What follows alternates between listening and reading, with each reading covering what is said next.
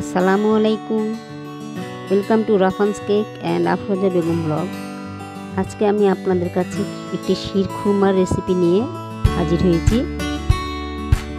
চলুন দেখা যাক শির খুরমাটা কীভাবে রান্না করেছি। প্রথমে আমি কড়াইয়ে অল্প একটু রান্না করার জিরে গুঁড়ার তেল সেটাই নিয়েছি, আর তার সাথে 1 চা চামচ ঘি। এটা গরম হয়ে গেলে যে এর মধ্যে আমি বাদামগুলো দিয়ে ভেজে নিচ্ছি। এখানে কাজু বাদাম, পেস্তা বাদাম, কাঠবাদাম, খেজুর এসব নেওয়া হয়েছে। তো সেগুলো আমি ছোটো ছোটো টুকরো করে কেটে নিয়েছি, নিয়ে এই যে একটু ভেজে নিচ্ছি। বাদামগুলো ভাজা হয়ে গেলে 1 কাপ সেমাই নিয়েছি, সেই সেমাইটাকে আমি এখানে ভেজে নিই। বাদামগুলো আমার ভাজা হয়ে গেছে। সেমাইগুলো অবশ্যই ছোটো ছোটো টুকরো করে নেবেন, ছোটো ছোটো করে ভেঙে নেবেন। তো সেখানে ছোটো ছোটো করে ভেঙে নেওয়া 1 কাপ সেমাই এই তেলের মধ্যে দিয়ে আমি এটাকে ভেজে নেব। সেমাইটা ভাজা হয়ে গেলে আমি এখানে আগে থেকে 1 কেজি দুধ জাল করে রেখেছি। সেই দুধটাকে আমি 1/2 কাপ পাউডার দুধ দিয়ে ঘন করে নিয়েছি। এই যে জাল করা 1 কেজি দুধ আগে থেকে জাল করে রেখেছি। এখন এই দুধটাতে বলক আসার পরে এখানে আমি ভাজা বাদামগুলো ছেড়ে দেব।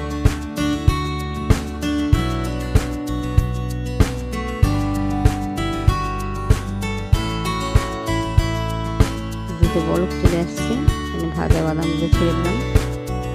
এখন এটাতে বলক আসার পরে আমি সেই ভাজা সেমাইগুলো এই দুধের মধ্যে ছেড়ে দেব।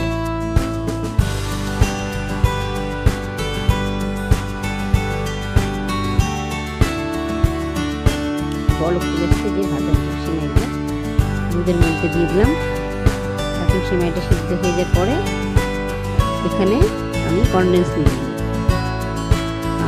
কনডেন্স মিল্কও দেওয়া যাবে, চিনিও দেওয়া যাবে, এখন যার যেটা ইচ্ছা সে সেটা দেবে পছন্দ মতো। তো আমি এখানে আজকে কনডেন্স মিল্ক দিচ্ছি। কনডেন্স মিল্ক দেওয়ার পরে একটু ফুটে ঘন হয়ে আসলে শির খুরমা রেডি। আপনারা অবশ্যই একবার ট্রাই করবেন। আমার আজকের ভিডিও এই পর্যন্তই। আল্লাহ হাফেজ, দেখা হবে নেক্সট ভিডিও নিয়ে।